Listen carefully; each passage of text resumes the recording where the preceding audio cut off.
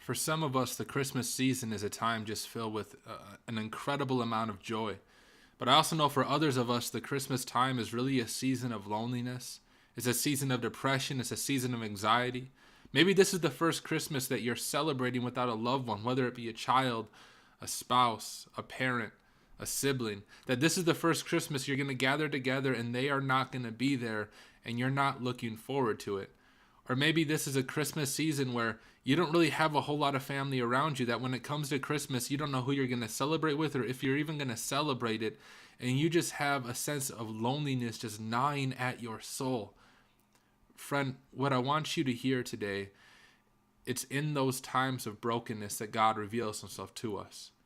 The Christmas season is really a season for broken people. It's really a season for the outcast. I've been studying a passage getting ready to preach on Christmas Eve, and I've been looking at the shepherds that the angel reveals himself to and reveals to them that Jesus has been born.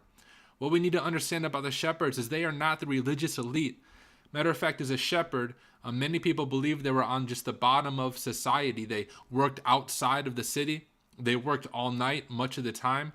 And so these are just regular people working the night shift. They probably don't have homes. They live with their sheep. They wouldn't have a home to go to on Christmas.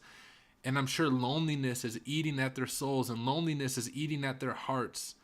They're not the most religious people, and yet that's who God reveals himself to first.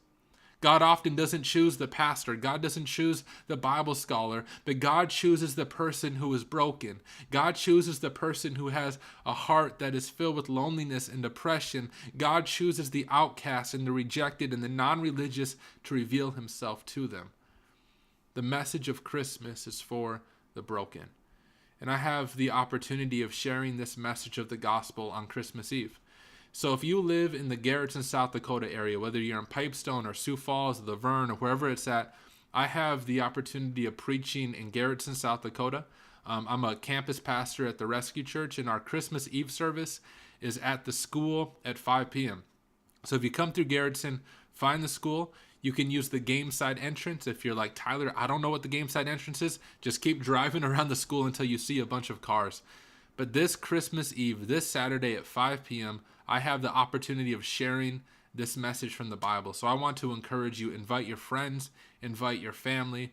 I believe that God is going to speak powerfully, not because of who I am, but because of who he is. And because the Christmas story is a story for those who are broken, that we might find hope.